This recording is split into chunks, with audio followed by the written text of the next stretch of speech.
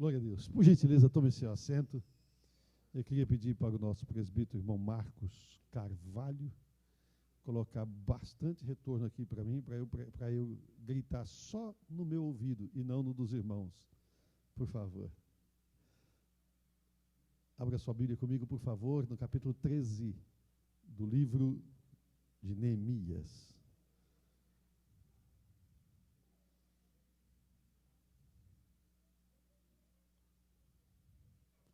Neemias, capítulo de número 13. Enquanto você abre a sua Bíblia, eu gostaria de manifestar também a minha gratidão ao Senhor Jesus Cristo pelo privilégio de trabalhar ao lado de homens de Deus, na nossa mesa diretora, nos nossos conselhos regionais, as diretorias regionais, e especialmente o pastor Salmão e os irmãos aqui na Nova Inglaterra que estão realizando essa escola bíblica para a glória do nome do Senhor Jesus Cristo. Nós temos tido momentos aqui gloriosos, isso tem sido uma voz comum aqui. Todos temos sentido a presença de Deus de maneira muito especial. E nós agradecemos ao Senhor, nosso Deus, por esses momentos tão preciosos. Obrigado aos preletores que entregaram-se nas mãos do Senhor para que Deus falasse aos nossos corações em nome de Jesus. Deus os usou de maneira gloriosa e nós estamos agradecidos ao Senhor, nosso Deus, de todo o coração. Fomos enriquecidos, irmãos, com a palavra de Deus, alimentados, edificados, abençoados, transbordados em nome de Jesus. Aleluia. Vamos para a palavra de Deus. Quantos querem palavra de Deus para o seu coração? Digam amém. Capítulo 13 de Neemias, capítulo de número 13, eu quero ler o último versículo do capítulo de número 13. Diz assim a palavra de Deus, se você está comigo, diga amém.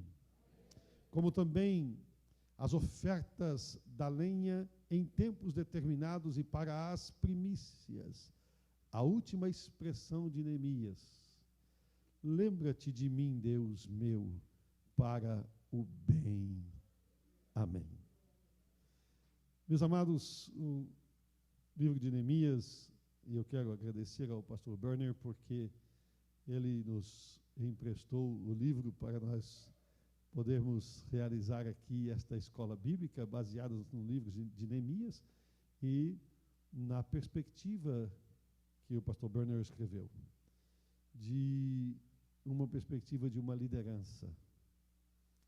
Um dos maiores exemplos de liderança da palavra de Deus, Neemias. E Neemias não parecia ter o perfil de liderança quando ele estava servindo à mesa do rei. Ele parecia muito mais ser servo do que líder. Eu vou repetir. Ele parecia muito mais ser servo do que líder. Você sabe qual é a diferença entre o servo e o líder? É que nem todo servo é líder, mas todo líder é servo. Foi Jesus quem disse. A melhor definição de liderança que existe foi a que Jesus deu. Aquele que entre vós quiser ser o primeiro, seja o servo de todos. O líder é um servo. Então, quem aprendeu a servir já tem características de líder. Eu não posso deixar de falar aquilo que está no meu coração. Neemias se parece muito com você. Um servo que lidera. E de vez em quando está com o copo na mão, servindo. E de vez em quando está liderando. Até quando está servindo, está liderando. Até quando está servindo, está influenciando. Até quando está servindo, está mostrando Deus para as pessoas. Neemias se parecia muito com você. Capítulo 13, ele fala da segunda etapa da vida de Neemias em Jerusalém. Ele tinha voltado para a sede do império e demorou mais ou menos uns 12 anos por lá e volta. E quando ele volta, o barraco tinha caído. Quando ele voltou, o negócio estava bagunçado. Quando ele voltou, a situação estava muito, muito complicada. O capítulo começa com o povo de Deus que começa a remover alguns abusos, que começa a observar de novo a lei do Senhor nosso Deus. O livro de Neemias é um livro que está pautado em oração e palavra, oração e palavra, oração e palavra. Não pode haver uma liderança eficaz, se não houver oração e palavra, oração e palavra, oração e palavra. Existem lideranças eficientes, é gente que faz bem feito, que faz bonito, mas às vezes não dá resultado. É eficiente, mas não é eficaz. A liderança eficaz é aquela que é baseada no joelho e na palavra de Deus. No joelho e na palavra de Deus. No joelho e na palavra de Deus. Sabe por quê? Porque quando você se coloca de joelhos, você fala com Deus e Deus fala com você. E quando você come palavra de Deus, você pode ouvir a voz de Deus. E você vai comparar aquilo que Deus falou com aquilo que está no seu coração, a palavra de Deus. Se bater, foi Deus que falou. Se tiver alguma coisa fora daquilo que está na palavra de Deus, não foi Deus quem falou. E esse era exatamente o problema do povo de Israel quando Neemias chegou de volta. O capítulo começa, eles obedecendo à lei de Moisés. A Bíblia diz, ele achou-se escrito na lei de Moisés que os amonitas e os moabitas não entrassem jamais na congregação de Deus. Eles não podiam entrar de jeito nenhum, porquanto não tinham saído ao encontro dos filhos de Israel. Quando eles estavam vindo do Egito, eles não saíram com pão e água. Pelo contrário, eles pagaram salário para Balaão, para que Balaão os amaldiçoasse, ainda que o nosso Deus converteu a maldição em bênção. Glória a Jesus. Em primeiro lugar, não tenham mistura no meio de vocês. Não se junte, isso não é uma questão de discriminação, não é racismo, não é porque é uma outra raça, não. É porque era um povo misturado com outros deuses, que adorava a outros deuses, que tinha outros deuses diante deles. E em toda a palavra de Deus, nós encontramos o Senhor nos ensinando a nos dissociarmos de quem não adora o nosso Deus. Um dia uma pessoa disse para mim assim, eu nunca mais esqueço o que você me falou. Os meus amigos são os amigos de Deus. Os meus amigos são os amigos de Deus. Davi falou o inverso disso para Deus. Ele disse, Deus, eu odeio os teus inimigos. Os teus inimigos são os meus inimigos. Eu odeio os teus inimigos, os inimigos de Deus. Hoje existe muita facilidade para as pessoas getting together, as pessoas estarem juntas, para as pessoas estarem somando. Não importa a religião que você é. Aqui é Deus fechando a porta para o ecumenismo, não é? Não importa a religião que você é, ou não importa como é que você adora, não importa, todos os caminhos levam a Deus, todos os caminhos levam a qualquer lugar, a Deus só Jesus Cristo, o nosso Salvador, pela cruz do Calvário, quando Ele verteu o seu sangue para nos comprar, para nos salvar, em nome de Jesus. Em primeiro lugar, já tinha que tirar o que estava errado do meio deles, não é? Eu fiz uma anotação aqui na minha Bíblia, mas ela está tão grande que eu mesmo não enxergo. E a letra está tão ruim. Ok, já entendi agora.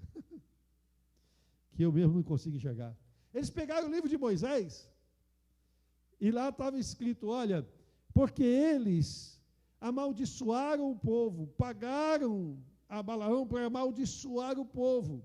Então, olha, está lá na lei de Moisés, não deixe que a amonita e moabita adore a Deus com vocês, que entre na casa de Deus.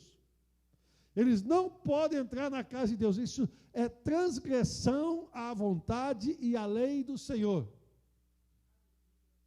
Mas, irmãos, quando eles entraram na terra prometida, Deus tinha dito para eles não se misturarem com os povos da terra. E eles se misturaram. Sempre se misturando com o mundo, não é? Sempre misturando com as coisas do mundo, não é? Desviados, alguns se desviam para a esquerda e outros para a direita. Uns são aqueles que são fanáticos, né? Aqueles que para ele todo mundo é pecador. Aqueles que nós chamamos de legalistas, né? São os fariseus de plantão. E os outros são aqueles que querem trazer o mundo para dentro da igreja do Senhor Jesus Cristo. Eles querem que a igreja se pareça como seja igual ao mundo, porque então todo mundo vai se sentir confortável e não vai ter problema da pessoa ter qualquer desconforto e qualquer dificuldade. Eles tomaram o livro de Moisés e disseram: ei, pessoal, essa regra ainda vale. A regra ainda está valendo hoje. Não é porque o tempo passou, não é porque 1000 anos ou mais de 1000 anos se passaram que nós agora vamos invalidar aquilo que está na lei. Escute o que eu vou lhe dizer. Pecado não fica velho. Para quem conhece essa linguagem, as pessoas mais antigas aqui, como o pastor Dejalma, o pastor Itamar, eles vão entender o que eu estou falando. Não existe uso capião para pecado. Uso capião era uma lei antiga lá do Brasil, que a pessoa entrava numa terra e depois que ela ficava 5 anos naquela terra, ela tinha direito à terra. Não é? Não existe uso capião para pecado. O pecado no nosso meio, muitos anos, continua sendo pecado. E ele nunca vai deixar de ser pecado. Aquilo que era pecado ontem é pecado hoje, vai ser pecado amanhã e vai ser pecado até o fim. O problema é que as pessoas já estão, porque abriram a porta para o mundo, já estão perdendo o parâmetro daquilo que é certo e daquilo que é errado. O problema do Éden, né? Você se lembra? Quando a mulher, esse negócio de mulher, rapaz, é complicado. Estava tudo bem com a gente lá, mas a mulher cismou de levar o fruto para Adão, coitado. Tadinho dos homens. Qual era o problema com o fruto da árvore do conhecimento do bem e do mal? Deus não queria que o homem conhecesse o mal, que ele ficasse inocente. Não, não era isso. O problema não é o homem conhecer o mal. O problema do homem conhecer o mal é que, a partir do momento que ele conhece o mal, ele começa a querer redefinir o mal, ele quer mudar a lei moral. Ele quer dizer agora o que é certo e o que é errado. Aquilo que Deus disse que não pode fazer, ele fala, mas não é bem assim.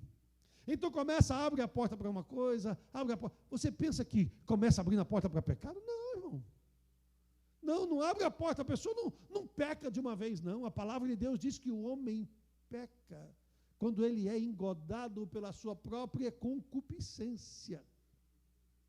Você sabe o que é concupiscência? Esse nome é tão feio, irmão, que devia ser sobrenome de sogra. Ele peca quando ele é engodado pela sua própria... Sabe o que é o engodo? É aquela sujeirinha que vai ficando lá no cantinho, vai ficando, daqui a pouco você vai lá, parece que tem um chumaçozinho de coisa que você pega assim com a mão, até parece um algodãozinho, né? Aquela sujeira que tem, aquela coisa que vai juntando, isso é o engodo, é um negócio que vai juntando, não é da noite para o dia. Ninguém diz assim, aconteceu, eu não estava vigiando, me derrubou, não. A coisa já vem de longe, a porta já estava aberta faz tempo.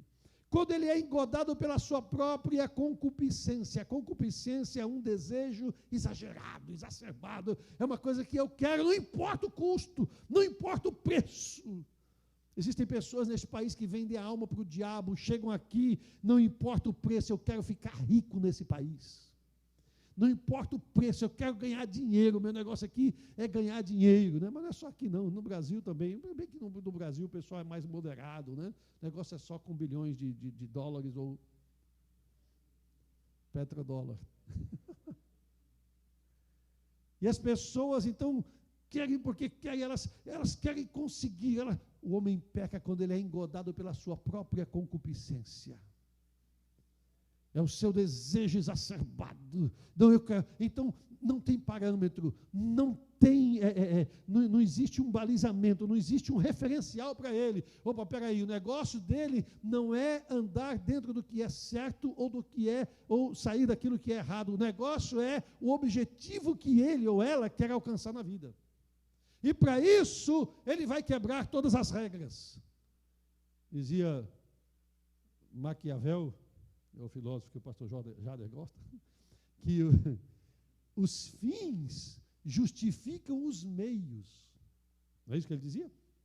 Os fins justificam os meios. Se eu quero alcançar aquilo ali, e eu fiz alguma coisa errada aqui para alcançar o que eu queria, não tem problema, porque o negócio é porque eu precisava chegar lá. Então, se você precisa chegar lá, não importa quem está na sua frente, derruba, mata, passa por cima, arrebenta. Esse é o problema. Agora, olhe para mim, por favor. Nós não fazemos isso, talvez numa escala grande, mas fazemos numa escala pequena quando nós transgredimos a lei do Senhor. Com pequenas coisas, às vezes você abre mão, às vezes não é nem de alguma coisa que é da lei, mas é da tradição. É do bom costume. E a pessoa, de repente, cede um pouquinho. Não, eu vou ali e tal. E aí começa, daqui a pouco, a porta está aberta para o pecado.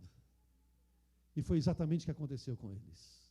De novo, no capítulo 10, eles juram fidelidade a Deus. Assinam um documento, uma assinatura que não vale nada.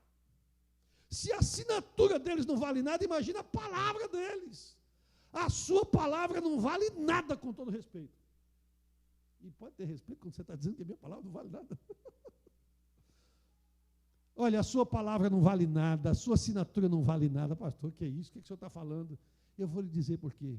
Você diz para Deus que você não vai pecar, você promete, você fala ao Senhor que você vai se manter, você não vai transgredir, que você não vai errar, que você vai ser forte, e você peca. Qual é o problema?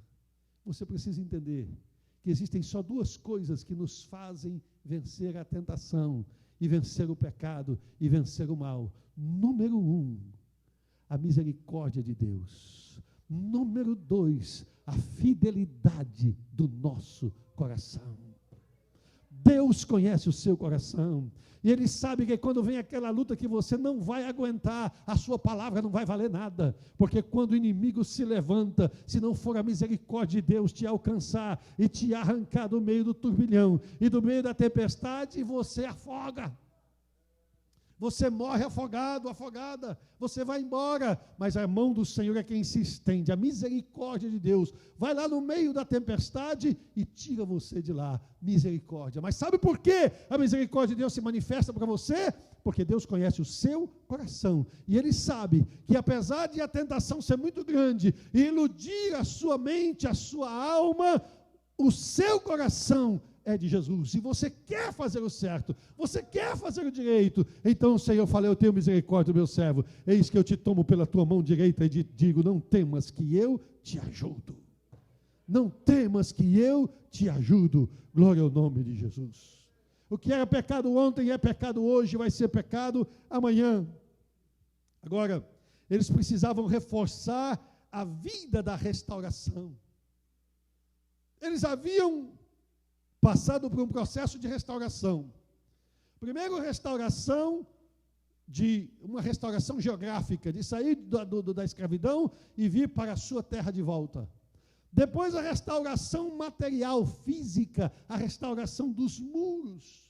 Depois, a restauração da vida pessoal deles com Deus. Mas agora, eles estavam de novo caindo nos mesmos problemas anteriores, nas coisas que haviam levado os seus pais ao cativeiro, que haviam levado os seus pais para a prisão, para serem escravos da Babilônia. E quando Neemias chega de volta da sua viagem, ele encontra essa situação e ele precisa então reforçar a vida da restauração. Havia necessidade de escorar a restauração que eles tinham feito, ou seja, vamos segurar essas colunas aqui, gente, vamos fazer escora para isso aqui. Existem 3 seções desse capítulo 13. A primeira é como eles eram antes, é como era antes. Depois, o que estava acontecendo nos dias atuais. E a terceira e última sessão é aquela que Neemias termina dizendo: lembra-te de mim. Lembra-te de mim, Senhor. Glória a Jesus. Neemias começa e termina o seu livro orando. Ele começa orando e termina orando. No capítulo, a partir do versículo 4, ele começa a restauração da santidade no templo. Versículo 4. A Bíblia diz que tinha lá um tal de Eliasibe. Eu já estou até com raiva dele. Se eu encontrasse com ele hoje, eu dava uma pisa nele. Porque se Neemias, que era mais santo do que eu, arrancou até os cabelos do povo, imagine eu. Tinha um tal de Eliasibe que era sacerdote, mas não é só sacerdote, ele era sumo sacerdote. Era o período de sumo sacerdote. Ele era sumo sacerdote, era o período dele. E aquele Eliasibe, a Bíblia diz que ele se aparentou de Tobias. Agora, você se lembra que os dois maiores inimigos de Neemias eram Sambalate e Tobias, não é? Os dois eram corintianos. Oh, perdão, irmãos. Sambalate e Tobias, né? Eram os dois inimigos de Neemias, inimigos do povo de Deus. Escute, olhe para mim, por favor. São aquelas pessoas, ou são aqueles espíritos malignos, ou são aqueles que o diabo usa, que não lhe querem ver prosperar, que não lhe querem ver vencer, que não lhe querem ver feliz, que querem tirar esse sorriso dos seus lábios, esse gozo que você sente na presença de Deus. Isso faz raiva para eles. Eles vão lutar com todas as suas forças, esses demônios, usando A, B, ou C, ou D, para tentar impedir o seu caminho, para tentar impedir o que você quer fazer, para tentar impedir você de chegar onde você quer chegar, para levantar contra a sua vida restrições para você não passar, mas mais do que isso, para levantar represálias contra a sua vida quando você faz algo para Deus. Por que você construiu esse muro? Por que você fez essa campanha de jejum? Por que você teve que ler a Bíblia? Por que você fez esse pacto, essa aliança com Deus? Por que você começou agora a contribuir com missões? Por que você agora é líder de família cristã? Então vem a represália do diabo, se levanta o Sambalate, se levanta o Tobias, se levantam aqueles que são inimigos da obra de Deus. Aí o Eliasibe, o sacerdote, ele permite que o seu neto se case, não é? Com o parente do Tobias.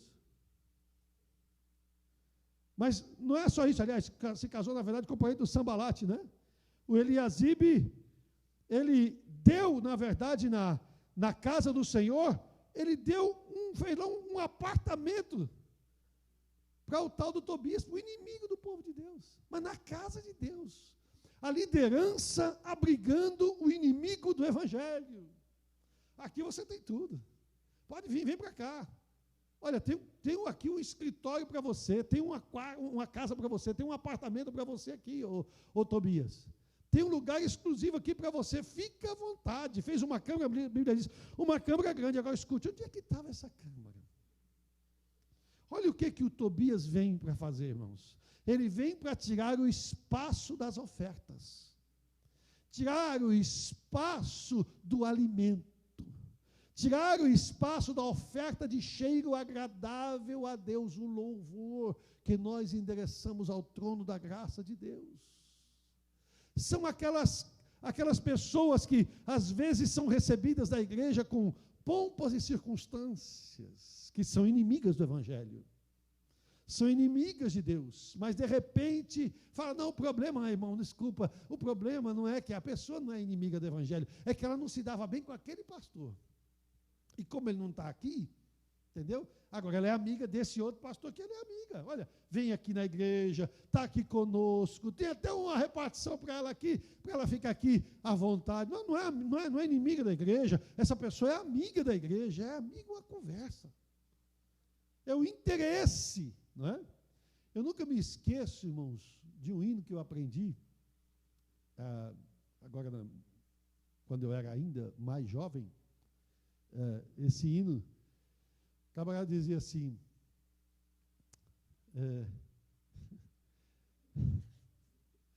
É porque é justamente indo de trazer os amigos, né, que são inimigos, na verdade, do Evangelho, trazer e colocar em posição de destaque em detrimento dos nossos irmãos. Então ele cantou assim: fui convidado para cantar um dia na igreja de um amado pastor, me deixaram de pé o tempo todo, nem sequer me saudaram com a paz do Senhor. Fiquei triste por ver, sentado lá no púlpito, um político sem ter de Deus a luz, na minha terra para se subir no púlpito, só lavado no sangue de Jesus. Todo mundo agora!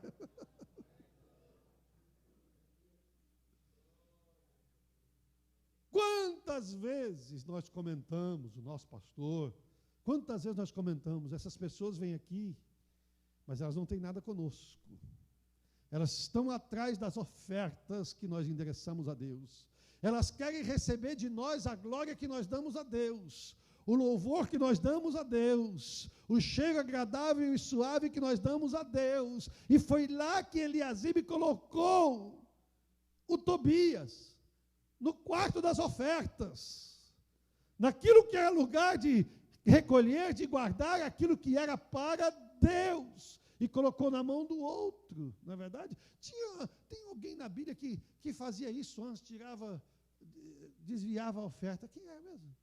Que desviava a oferta, você se lembra, não? Judas, mas bem antes do Judas. Lúcifer, não é?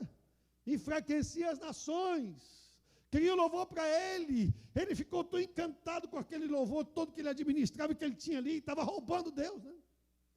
Que ele disse assim: olha, eu sou o cara, eu vou fazer o meu trono nas alturas e serei semelhante ao Altíssimo. Olha, o pessoal gosta do pastor aí, viu? Mas olha, você sabe que o pessoal gosta mais de mim do que dele? Eu tenho mais trânsito na igreja do que o pastor. Eu tenho mais trânsito na igreja do que... Esse é o espírito do Tobias, irmãos. Do Tobias que é trazido para dentro da casa de Deus. Falando num português bem clássico, Neemias aperreou-se. Traduz isso aí que eu quero ver. Neemias ficou muito bravo. He got mad. Neemias ficou muito bravo. Quando ele chegou aqui, viu essa situação, viu o inimigo número 1 do povo de Deus. No personal feelings. Não era nada pessoal, não, de Neemias com Tobias, não. Porque ele sabia que Tobias, ele não queria prejudicar, matar Neemias, ele queria pagar a construção do muro. Ele queria pagar a obra de Deus que ele queria pagar. Quando ele chegou e viu esse camarada lá, ele tinha autoridade de Deus, ele tinha poder de Deus, ele tinha posição que Deus lhe tinha dado. Ele não se calou. Ele não se calou. Quantas vezes alguém fala mal de Jesus na sua frente, quantas vezes alguém quer criticar o nosso Deus na sua frente, quantas vezes alguém quer falar de você, ouve, fica calado, escute em nome de Jesus, está na hora de nós nos levantarmos. O diabo não tem vergonha, irmãos, de falar mal do Evangelho, de atacar a nossa fé, de atacar os nossos filhos. Semana passada uma mãe recebeu uma ligação na igreja, na sua casa, a escola avisando que ia oferecer às filhas dela na escola, se elas queriam um contraceptivo, que se elas queriam alguma coisa para evitar ficar grávida, que é colocado na mulher. Viu?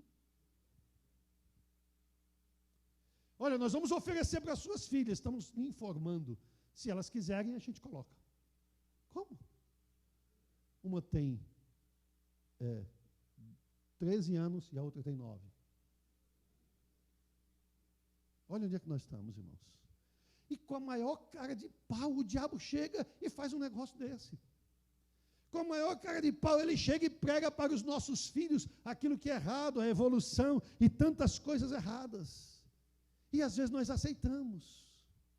Às vezes nós aceitamos as coisas do mundo, o jeito do mundo, as palavras do mundo, não é? E dentro da igreja, não, mas para segurar na igreja a gente tem que fazer a concessão daqui, uma concessão dali, tem que fazer a igreja mais ou menos assim, como os amonitas, ou como os moabitas, ou como... Neemias falou assim, o quê? Isso aqui não. Na casa do Senhor, de jeito nenhum. Ele foi lá, pegou a mobília do Tobias e colocou tudo para fora. Jogou tudo fora. Ele mesmo foi limpando. Vamos limpar a área. Vamos restaurar a santidade no templo. Vamos restaurar a santidade. Vamos limpar o templo. É tempo de nós limparmos o templo. É tempo de restaurar a santidade. Escute. Santidade tem a ver com o caráter cristão. Santidade tem a ver com a nossa conduta. Santidade tem a ver com o nosso comportamento como crentes. Santidade tem a ver com conhecer a palavra e viver a palavra no dia a dia. Santidade tem a ver com escolha, de escolher o certo em lugar do errado, de escolher aquilo que é certo em lugar do mais fácil, escolher aquilo que é justo em lugar daquilo que é mais confortável, escolher aquilo que é santo do que aquilo que é gostoso. E o mundo está dizendo para você justamente o contrário. Ele está dizendo: se é tão gostoso, não pode ser mal. Se é tão bom, não pode ser pecado. É tão gostoso, isso não pode ser pecado. Tem até uma música, né? Que eles cantam. It can be wrong when it feels so good. Não pode ser errado se a gente se sente tão bem, se dá tanto prazer, se é tão gostoso de fazer. E é por isso que as pessoas entram no álcool, é por isso que as pessoas entram na droga, é por isso que as pessoas estão na prostituição, é por isso que as pessoas estão no adultério, é porque feels good.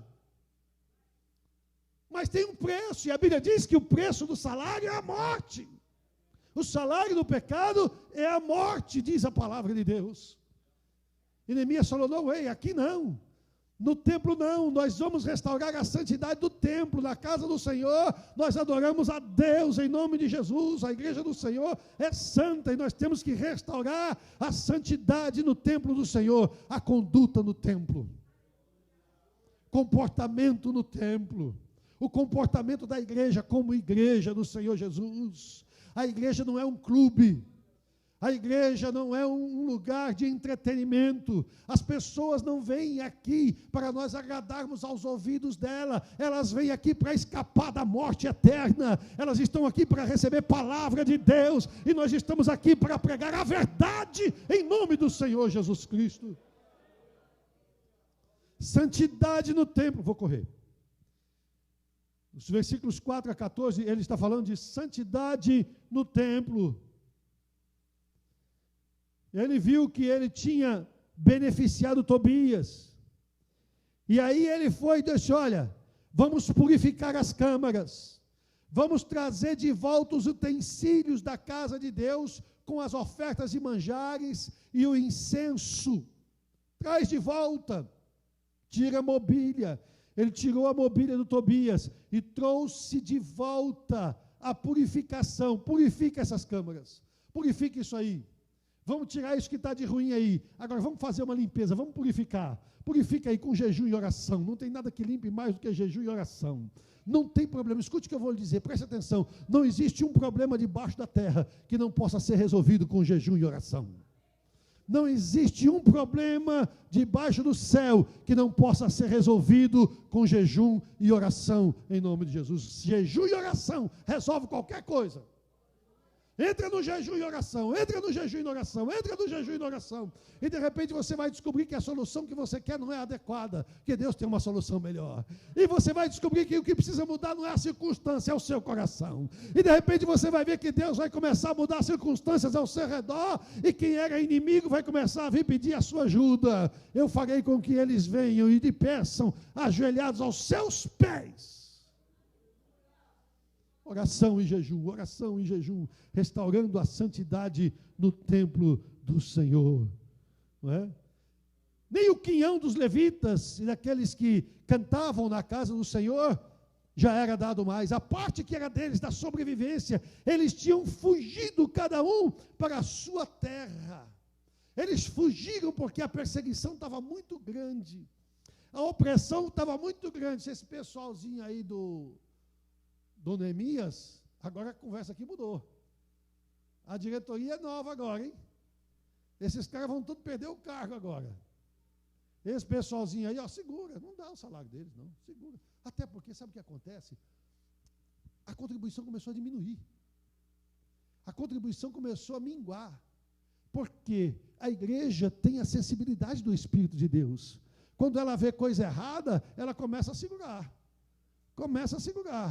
E começou, as ofertas começaram a baixar. Começou o dízimo a baixar. Começou a oferta, começou a baixar. A coisa começou a minguar. Ele já não tinha mais. E ainda por cima perseguindo.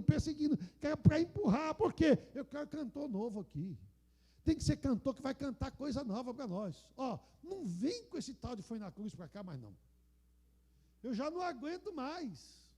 Foi na cruz, onde um dia eu vi. Não desanime, Deus proverá.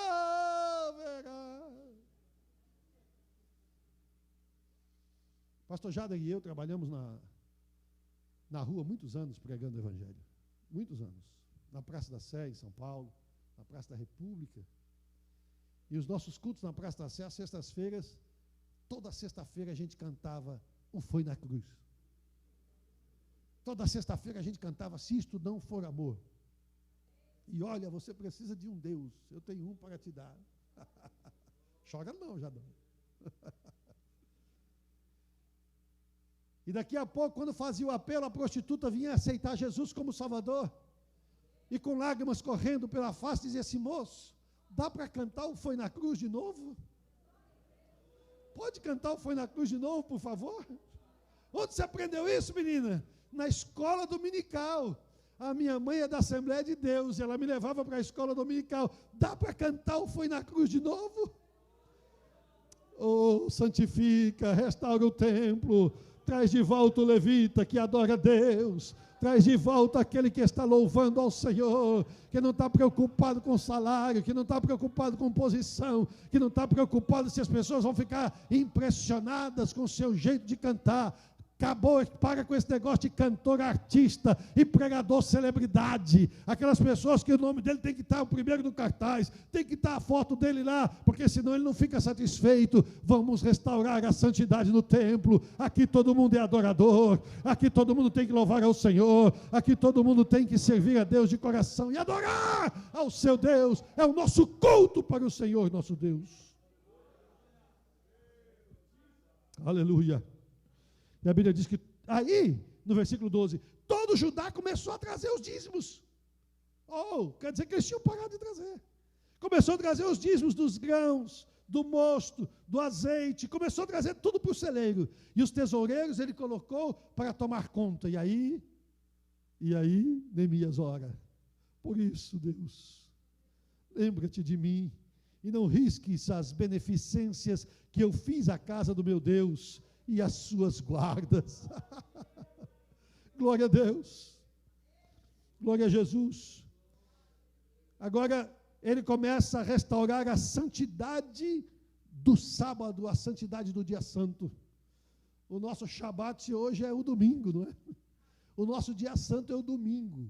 Mas já ele começou a observar que no dia santo eles pisavam os lagares, eles traziam feixes que carregavam sobre os jumentos, irmão, coitadinho do jumento, como também o vinho, uva e figo e toda a casta de carga, eles traziam a Jerusalém no dia do sábado.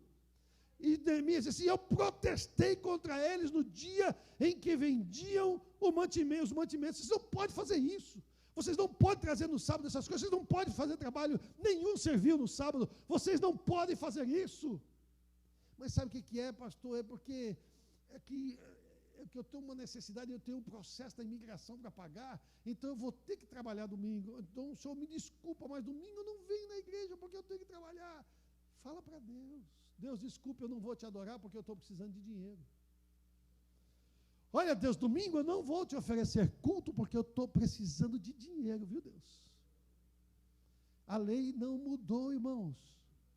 O dia do descanso continua sendo o dia do descanso e você tem que parar. Foi por isso que o povo ficou 70 anos na Babilônia, porque não observou a lei do Senhor no descanso.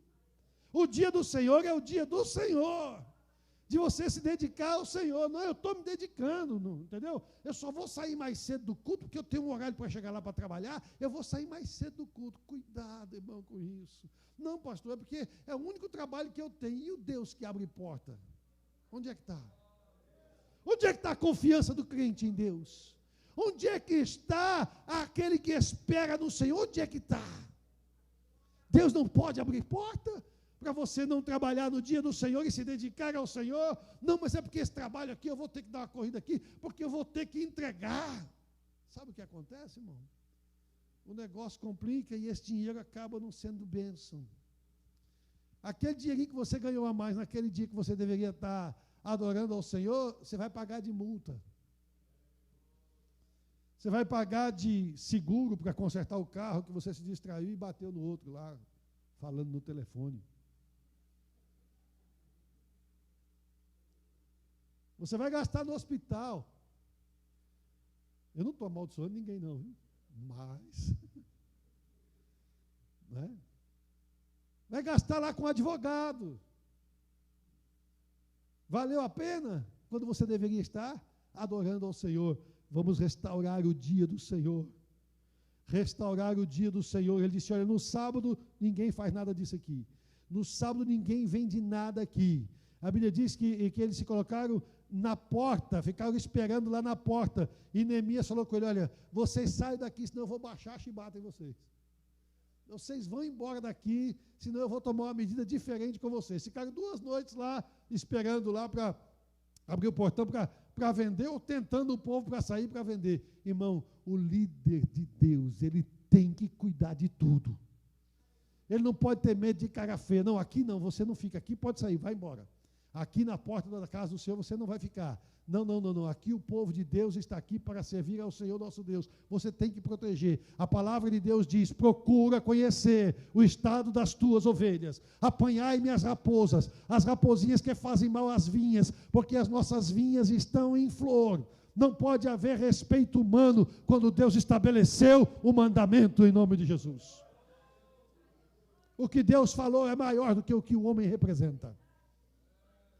A restauração do dia do Senhor, até o versículo de número 22. Né? E quando ele ameaçou de fazer alguma coisa, lançar a mão deles, né? Eles caíram fora, correram, e não voltaram mais. Né? E depois Neemias ora de novo. Nisso também, Deus meu, lembra-te de mim.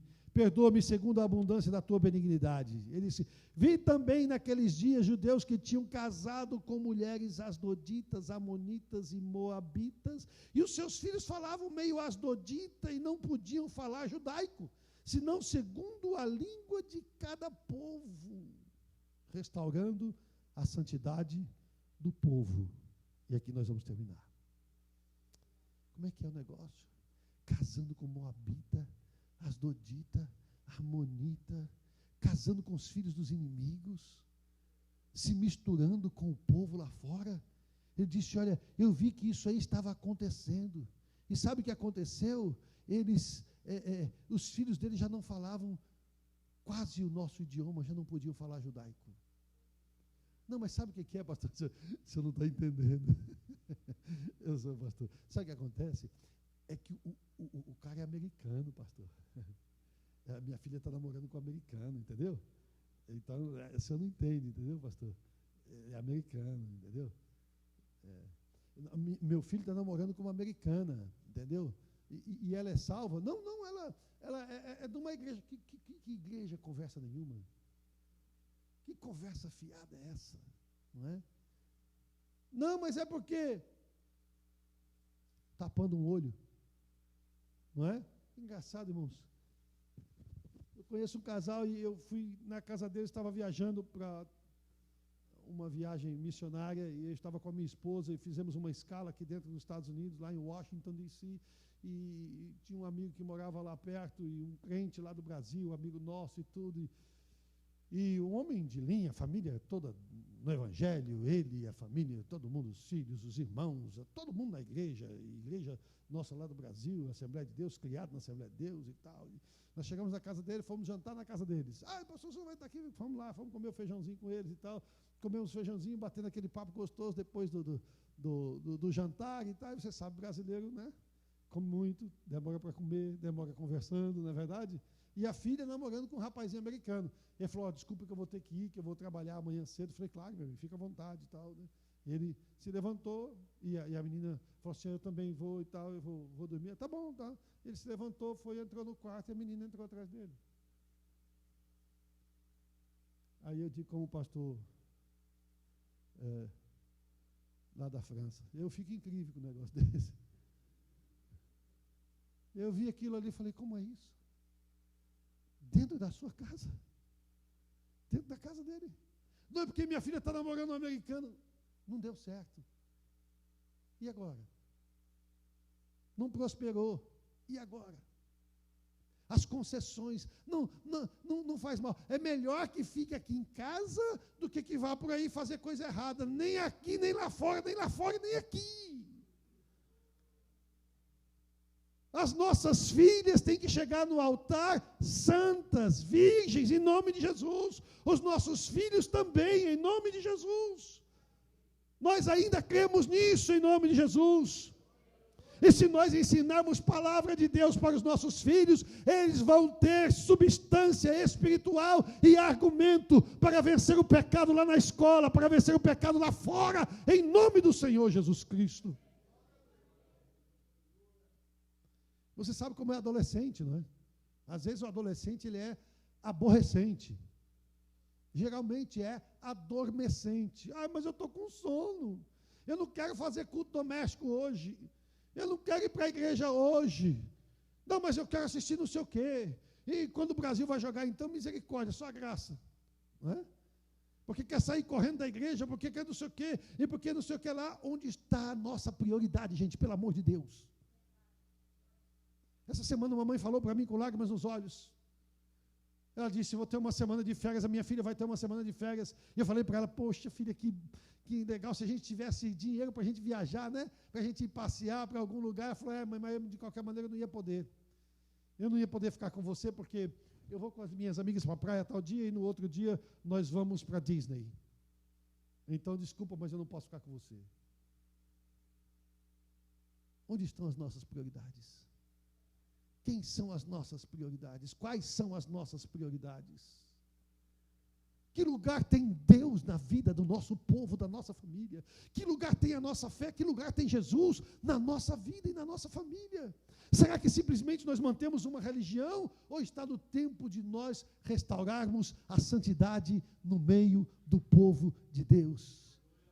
Tem um hino que diz santidade no ouvir, santidade no falar, santidade no olhar, santidade no pensar, santidade no caminhar. A nossa conduta tem que ser santa, a nossa vida tem que ser santa. Quando você come palavra de Deus, você está se separando para Deus. Isso é santificação. Você se consagrar para Deus é santificação. Você deixar de fazer alguma coisa que você poderia fazer para ficar na presença de Deus, isso é santificação. Quando você se santifica, você se fortalece e você pode viver a santidade lá fora para a glória do nome do Senhor Jesus Cristo. Está na hora de começar a dizer que está errado. Está na hora de começar a mostrar que está errado. Está na hora de restaurar a santidade no meio do povo, em nome do Senhor Jesus Cristo. Pastor, líder, em nome do Senhor Jesus Cristo, está na hora do povo de Deus se levantar com a autoridade de Deus, em nome do Senhor Jesus Cristo. Neemias ficou tão bravo, falou, eu contendi com eles, eu os amaldiçoei, eu espanquei alguns, eu arranquei os cabelos dos outros, eu fiz jurar por Deus, dizendo,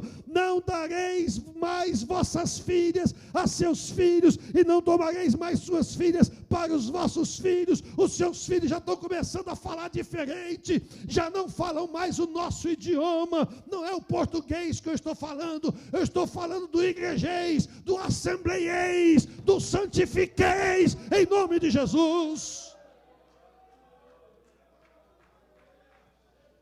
O idioma dele agora é outro, a conversa dele agora é outra. Peraí, meu irmão, onde é que vai isso pagar? Mas isso é coisa de jovem, isso é coisa de juventude. Eu não quero forçar para não desagradar, né? Para a pessoa não chorar. O seu filho não vai chorar agora, mas você vai chorar depois. E vai chorar muito. Que Deus tenha misericórdia em nome de Jesus. Está na hora de restaurar a santidade do povo. Está na hora de restaurar a santidade dos filhos. Ei, aqui nessa casa o idioma é esse, na nossa vida o idioma é esse. Nós falamos o santifiqueis, é a linguagem do Senhor. Nós andamos em santidade, em nome do Senhor Jesus Cristo. Vão rir de você na escola. Hoje você tem a proteção do bullying. We didn't. Nós não tínhamos, não é? A nossa geração, eu sou pós-adolescente, irmãos, e na minha geração não tinha esse negócio de bullying. Não. É? Uma pessoa como o pastor Jade assim, ele chamava de barril. Ele chamava de açucareiro. 2 alças e uma barriguinha. E ninguém morria por causa disso. Xingavam a gente na escola, porque a gente era crente. Faziam piada com a gente, porque a gente era crente. Nós passamos por tudo isso, estamos aqui, glorificando o nome do Senhor Jesus. Agora nós queremos proteger os nossos filhos, não porque eu vou deixar porque senão vão zombar dele na escola, e vão gozar dele na escola. O nosso modelo já não é mais Jesus, para os nossos filhos agora o modelo é o Justin Bieber. Maconheiro, ficou preso um dia desse aí, agressor. Ele é modelo para nada. O modelo é Jesus, o modelo é o Pai, o modelo é a Mãe. Em nome do Senhor Jesus Cristo, vamos restaurar a santidade no meio do povo, em nome de Jesus.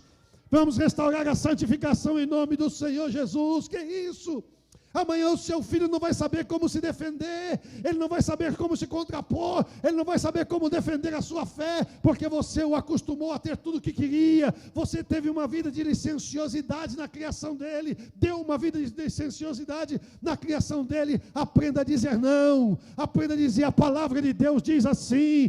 Mas ele não vai gostar de ouvir, mas vai ouvir. Ninguém gosta de tomar injeção, não é verdade? Mas tem que tomar, às vezes tem que tomar vacina, não é verdade? Tem que tomar injeção, não é porque você não gosta de levantar às 5 horas da manhã, quando está nevando, para sair para trabalhar, e ter que arrancar a neve da calçada, e ter que arrancar a neve do carro, e ter que arrancar a neve do pneu, porque você precisa sair para trabalhar. Você não gosta disso, mas você tem que fazer, não tem que fazer? Tem que fazer. Às vezes aquilo que ele não gosta, aquilo que é difícil para ele, vai trazer benefício, vai trazer santidade, vai mudar a vida. Deus vai fazer algo especial. Amanhã você vai glorificar o nome de Jesus, as suas lágrimas vão ser de alegria. Está na hora de restaurar a santificação no meio do povo. Está na hora de começar a voltar a fazer campanha de jejum e oração. E by the way, nós estamos numa campanha de jejum e oração. Todos os anos nós fazemos 2 campanhas de jejum. Não estou aqui batendo no peito, não, irmão. Estou falando que nós estamos buscando isso em nome de Jesus. Em nome de Jesus, 30 dias com toda a igreja. Vamos lá, nenhum dia nós queremos deixar um espaço vazio, nenhuma hora nós queremos deixar espaço vazio. Gente jejuando todo dia, toda hora, e pessoas que estão jejuando todos os dias, para a glória do nome do Senhor Jesus. Nós precisamos de santificação e santidade. Nós precisamos ter santidade, porque o mundo está ruim, gente. O negócio aí fora está ruim, o espaço da igreja está diminuto. Nós estamos entrando num funil, cada dia a coisa vai ficando mais apertada. E às vezes eu digo até brincando: Jesus, volta lá. Porque se Jesus não voltar, ele não vai encontrar mais ninguém aqui não, vai dar viagem perdida. O negócio está feio demais. Já não tem mais espaço para a igreja do Senhor Jesus Cristo. Em todo lugar que a gente vai, é afronta de todo lado. Em todo lugar que a gente vai. Eu estava no avião, quando eu estava vindo para cá. E do meu lado tinha uma senhora que estava vendo um vídeo. Eu não sei se o vídeo estava no equipamento dela ou no equipamento do avião. Ela estava vendo um vídeo lá. Né? E quando eu olhei, o corredor no meio, eu olhei, o vídeo dela tinha 2 mulheres se beijando. E aquilo ficou, irmãos, tomou muito tempo aquele povo com aquela safadeza lá. E do outro lado tinha uma mulher que estava indignada. E ela se virava e a outra lá, tranquila. Não é? Não tem mais espaço para a igreja do Senhor Jesus. Em todos os lugares que nós estamos, a afronta se levanta. Nós temos que restaurar a santidade no meio do povo de Deus. Escute o que eu vou lhe dizer, agora eu vou terminar. Pela 3ª vez. Irmãos, essa restauração tem que ser constante. A santidade tem que viver de manutenção. O enchei-vos do Espírito não é alguma coisa que você tem que encheu, acabou, não. É constantemente, vai lá, vai enchendo. Por quê? Porque vai esvaziando. A glória que você recebe não é permanente. Porque foi que Moisés colocou um véu. Porque o rosto dele estava brilhando quando ele desceu da presença de Deus, e as pessoas não iam aguentar a glória de Deus. Lá na frente, Paulo falou assim: é porque o povo não podia ver a glória aqui. Desvanecia. A glória estava desaparecendo. E ele não queria que as pessoas vissem a glória desaparecendo para não achar que ele estava se desviando. Escute o que eu vou lhe dizer. Nós estamos no tempo de fazer a manutenção da santidade. A santidade é como esse prédio aqui. Esse prédio precisa de manutenção. Se você não cuidar, não estiver consertando uma coisinha, fazendo uma limpeza, fazendo alguma coisa e tal, eu ouvi hoje que é capaz de ter algum esquilo morto em algum lugar aí, por causa desses mosquitos. E pensa no mosquitão, é mosquito de Boston mesmo. É rico, rechonchudo, né? Cada mosquito, lá na Flórida, os mosquitinhos são raquíticos, o salário é pequeno. Porque precisa de manutenção o tempo todo. Não é porque não tem manutenção, é porque o bicho entrou lá e morreu. Não é para estar lá. Né? Mas precisamos estar mantendo o tempo todo, irmãos. Essa restauração tem que ser constante na nossa vida. Crente que não ora não tem vida. Igreja que não come Bíblia não tem vida. Nós precisamos ser crente de verdade, não crente da boca para fora. Não crentes simplesmente demagogos. Nós temos que viver a santidade na nossa vida, em nome do Senhor Jesus Cristo. Esta restauração que Neemias promoveu no meio do povo de Deus tem que ser o mesmo sentimento do nosso coração, a aversão ao pecado, ao ponto de odiar o pecado, ao ponto de sentir que isso é um absurdo na casa de Deus. Isso não pode haver na minha vida, isso não pode haver no nosso meio, e não permitir as concessões. Cuidado com os seus olhos, cuidado com a sua mente, em nome de Jesus. Diga: Jesus, lava os meus olhos no teu sangue, lava a minha mente no teu sangue, Jesus. Oh, Jesus, eu não quero ficar mais tempo no WhatsApp do que contigo. Eu não quero ficar mais tempo no Facebook do que na tua presença, Senhor. Faça um desafio à sua alma, conversa com ela, como o salmista conversava. Bendize a minha alma ao Senhor, e tudo que é em mim, bendiga o seu santo nome. Diga à sua alma, você precisa ser santa, você precisa ser lavada no sangue de Jesus. Oh, meus sentimentos, as minhas emoções têm que ser santas, as minhas escolhas têm que ser santas, o meu intelecto tem que ser santo. Eu tenho que viver em santidade em nome de Jesus. E santidade não é automático, uma vez santo, santo para sempre, não. A manutenção tem que ser constante, constante, constante, constante. É por isso que o Senhor disse: nós recebemos da sua plenitude, disse João, de graça por graça. Você usa a graça, Deus manda mais graça. Você usa o Espírito, Deus manda mais unção, Deus manda mais poder, Deus manda mais autoridade. Vai usando, vai usando, vai usando, e o Senhor vai restaurando. Mas você usa e recarrega, você usa e enche outra vez, usa e vai enchendo de novo, para que nós possamos ter uma vida santa diante de Deus. Eu creio que nós estamos perto de um reavivamento. Eu creio que Deus vai mandar um reavivamento. A primeira coisa que acontece para um reavivamento, quando começa o reavivamento, é o arrependimento. Que Deus tenha misericórdia de nós e que nós sejamos crentes que ainda se arrependem. Que ainda se arrependem e pedem perdão a Deus todos os dias. Baixe a sua cabeça e feche seus olhos, por favor. Aleluia.